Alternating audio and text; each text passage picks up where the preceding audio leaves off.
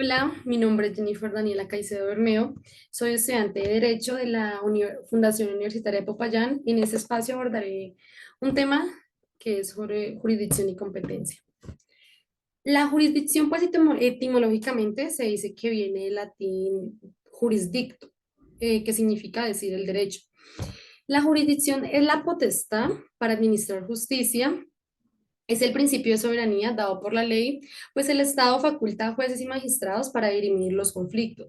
La Corte Suprema de Justicia la define como el poder o potestad que por naturaleza le asiste al soberano para administrar justicia dentro de su propio territorio. En fin, el fin de la jurisdicción es que es satisfacer el interés político del Estado en la realización pues, del derecho y en la garantía del orden jurídico, o sea, es decir, solucionar los problemas pues, de manera pronta y efectiva, pues que los problemas que se presentan pues, en la sociedad a fin pues, de asegurar la paz, la convivencia y pues, la armonía en la sociedad. ¿Cómo se pierde la jurisdicción? La jurisdicción se pierde cuando se deja de tener calidad de juez o magistrados. Otros casos de pérdida del cargo, sea por el decreto 250 de 1970, en el artículo 25 los encontramos. El primer caso es vencido el plazo y pues que no se presenta a ejercer su cargo. Segundo caso es por incumplir el artículo 129 de la Constitución Política, o sea, es decir, por haber aceptado un cargo de gobierno extranjero sin el permiso del gobierno nacional. El tercer caso es por aceptación de la renuncia, pero pues este espera que llegue un reemplazo. El cuarto caso, sí, es por nombramiento a cargo público, excepto por la docencia universitaria, que eso lo encontramos en el artículo 128 de la Constitución Política. ¿Cómo se deroga la jurisdicción? La jurisdicción se deroga la principal forma de derogación de la jurisdicción la constituyen cuando de común acuerdo las partes acuden a un centro de arbitramiento antes de acudir a la administración de justicia.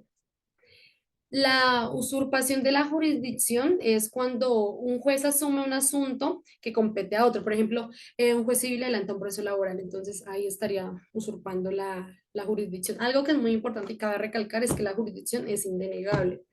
Las características de la jurisdicción como primera característica, decimos que es única, pues al tratarse la función estatal de administrar justicia no es admisible.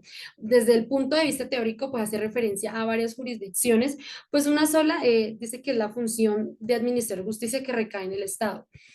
Nuestra constitución política se dice que existe más jurisdicciones. Encontramos la jurisdicción ordinaria que está en el artículo 234, la jurisdicción contencioso administrativa en el artículo 236, la jurisdicción constitucional que la encontramos en el artículo 239 y las jurisdicciones especiales que las encontramos en el artículo 246. Pues dicho esto, se podría decir que son entonces varias las funciones que con un mismo propósito pues tiene a su cargo la organización estatal. Em, bueno, pues en este sentido decimos que es una sola jurisdicción dividida o distribuida en especialidades, pues que le permiten al Estado cumplir con la función administrativa. La segunda característica es que la jurisdicción es permanente, puesto que siempre, pues en todo momento el Estado debe ejercer la función, pues de administrar justicia. La tercera característica es que es gratuita, pues su funcionamiento estará pues a cargo del Estado y pues la jurisdicción es una función pública que el Estado pues debe cumplir pues sin pues cobrar, porque pues uno de los fines de la organización estatal pues eso es solucionar las controversias y pues asegurar la paz y la convivencia social. Como cuarta característica pues la jurisdicción se ejerce, perdón, de forma autónoma e independiente, la cual implica que los jueces, pues al administrar justicia, solo pues la cual pues implica que los jueces, pues al administrar justicia, pues solamente están sometidos al imperio de nuestro ordenamiento jurídico por el artículo 230 de la Constitución Política. Y pues como bien lo indica el artículo 5 de la ley 270 del 96, que dice pues que los jueces en el ejercicio de su función jurisdiccional pues no pueden estar sometidos a consejos, ni a recomendaciones, ni directrices de otros, pues y de ningún otro funcionario, ni de la rama judicial, ni de cualquier otro orden. Pues ellos solamente deben atender en su ordenamiento jurídico, deben aplicarlo e interpretarlo. Pues en esta labor ellos estarían gozando de autonomía. Em, la competencia. Bueno, pues la competencia pues es la potestad que otorga el Estado a un juez para conocer asuntos, que implica que mientras todos los jueces de la República pues ejercen la jurisdicción, lo hacen respetando los límites que le impone la competencia. Por ejemplo, un juez civil solo en asuntos civiles, pues y así continuamente. La jurisdicción, bueno, voy a dar unas diferencias entre jurisdicción y competencia. Bueno, la jurisdicción es la potestad para administrar justicia, debido pues al principio de soberanía de la ley, a diferencia de la competencia, que la competencia es la facultad para actuar y administrar justicia en un caso específico. Otra diferencia es que la jurisdicción abarca varias competencias y la competencia es la distribución de la jurisdicción. Bueno, pues ahora vamos a analizar entonces los criterios a partir de los cuales se puede determinar la competencia de los jueces civiles y de familia, que son pues los que aparecen determinados por el Código General del Proceso. Los factores de atribución de la competencia, eh, pues los factores de competencia determinan la autoridad judicial, pues a quien el ordenamiento jurídico atribuye el conocimiento de una controversia en particular. Los factores de competencia son ciertos criterios pues con los cuales debe determinarse, o sea, o sea que la que corresponde a cada despacho judicial pues debe ser indefectible y expresamente señalada por la ley. Es necesario recordar que por regla general, de acuerdo con lo señalado por el artículo 15 del Código General del Proceso, que dice que, bueno, habla de la cláusula general o residual de competencia, trata de que si algún asunto pues que no le haya sido asignado que no le haya pues asignado nuestro ordenamiento jurídico a cualquier jurisdicción, esta pues le correspondería a la jurisdicción ordinaria pues el conocimiento pues de ese asunto, ¿no? Y finalmente dentro de la rama civil serán los jueces del circuito los que conocen todo asunto pues que no hayan sido determinados por la ley y otros jueces civiles.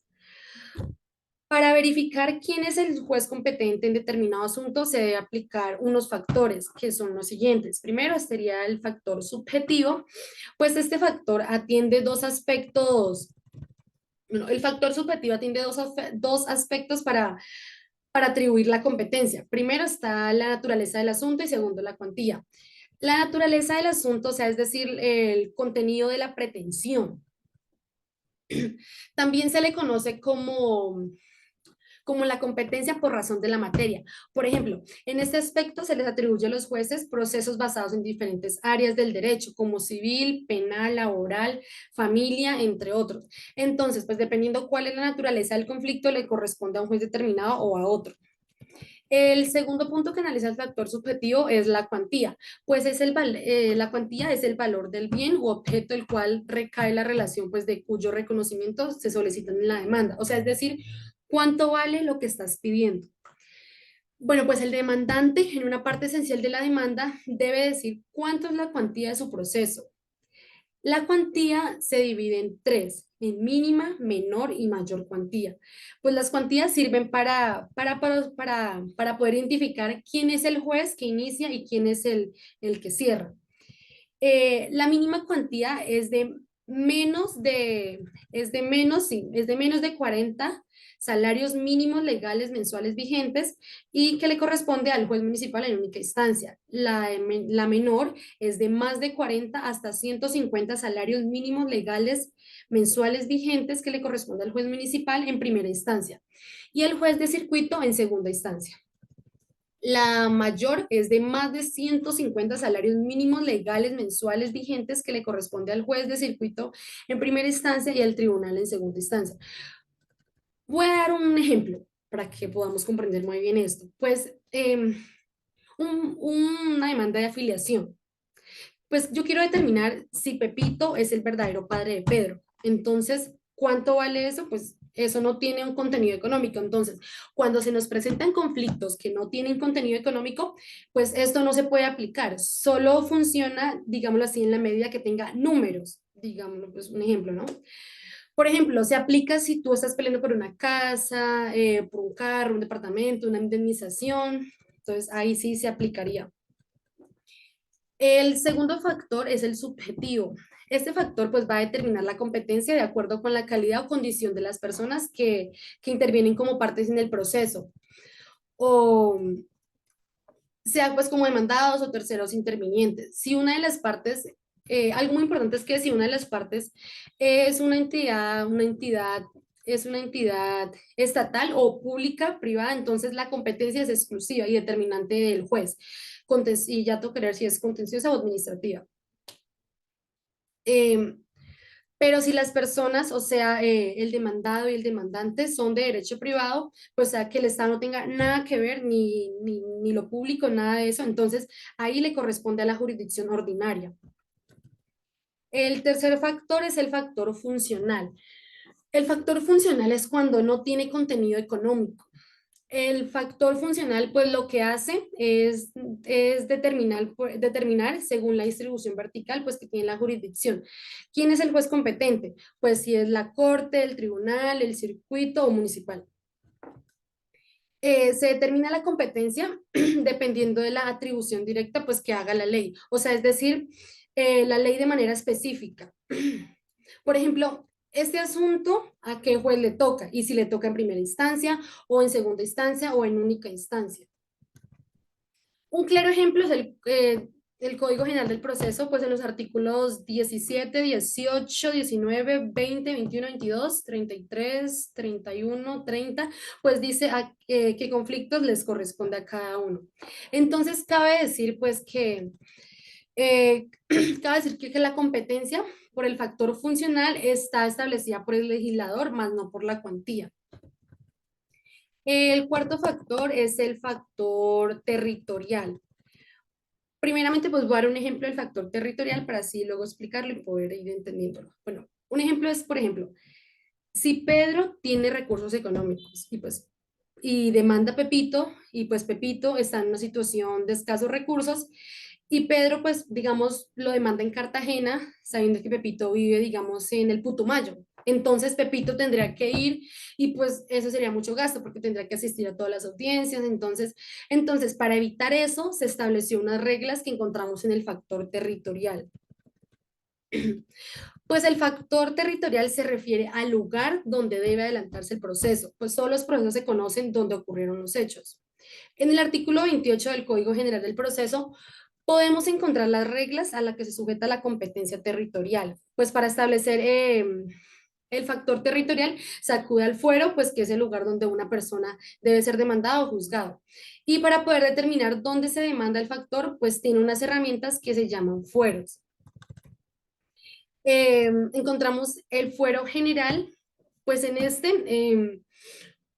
usted pues demanda en el domicilio del demandado, pues la idea es buscar equidad y pues no causarle más perjuicios al demandado. Este fuero tiene unas excepciones. La primera excepción es si se trata de un conflicto con un menor de edad, entonces ahí sí debería demandarse en el domicilio del menor. La segunda excepción es si el demandante no tiene domicilio en el país, pues del país, entonces será competente el de su residencia. Y pues en caso de que se desconozca, entonces la competencia pues se radica en el juez del domicilio del demandante. La tercera excepción es si se trata de procesos de alimentos, liquidación de sociedad conyugal, de divorcio, de cesación de efectos civiles del matrimonio católico, de declaración de unión marital de hecho, pues la competencia se determina por el último domicilio de la pareja, pues si al menos uno de los cónyuges, perdón, lo conserva el domicilio, pues entonces, o sea, si uno de los cónyuges conserva el domicilio donde pues convivió la pareja, donde convivieron, entonces ahí sería la demanda. La cuarta excepción son los procesos contra la nación, pues ese ya se demanda en el domicilio del demandante. En los procesos también de declaración, en los procesos de declaración de ausencia o de muerte por desaparecimiento de una persona, pues se le asigna al juez del último domicilio, pues que el ausente o el desaparecido haya tenido en un territorio nacional. El, el fuero real, pues el fuero real aparece en el artículo 28 del Código General del Proceso, numeral 7. Este se aplica cuando el proceso se basa en un bien inmueble y en este caso pues se demanda el lugar donde está ubicado ese bien. Pues esto es como por facilidad probatorias. Por ejemplo, en los procesos de prescripción adquisitiva de dominio, en los procesos para fijar o quitar servidumbres, procesos de deslinde y amojonamiento para determinar cuáles son los linderos de una propiedad y también los de de expropiación. En los procesos de expropiación, este se da cuando pues en el municipio, por ejemplo, en el municipio se necesita hacer una obra y pues digamos, se necesita hacer una vía, ¿no? Entonces, en esa vía, pues digamos que hay una casa en medio, entonces, por orden, le expropian la casa, pero pues también a la persona la van a indemnizar. El otro fuero es el fuero hereditario. El fuero hereditario se aplica para determinar quién es competente para, para tramitar una sucesión y será pues competente el juez del último domicilio del causante y no el del lugar de la muerte o donde se otorgó el testamento. Y si no se sabe el domicilio, entonces se pregunta pues dónde están los bienes que dejó esa persona y ese sería su domicilio. Como quinto fuero está perdón, como quinto factor está el factor de conexidad o fuero de atracción. Este se desarrolla en el artículo 23 del Código General del Proceso. Pues aquí estamos en presencia de una competencia que atrae la de otros procesos directa o indirectamente relacionados con el asunto que es de materia de debate. Em, bueno, un primer caso que está regulado en la norma es de proceso de sucesión de mayor cuantía. Pues en este caso el juez debe conocer los procesos de sucesión, también conocerá, o sea, el juez al conocer los procesos de sucesión también va a conocer los procesos de nulidad y validez de testamento, reforma del testamento, petición de herencia y entre otros. O sea, solo siempre y cuando se trate de procesos de mayor cuantía, porque si se trata de un proceso de sucesión de mínima y menor cuantía, pues este factor ya no opera. Bueno, pues eso es todo por hoy. Muchas gracias y espero pues que les haya servido.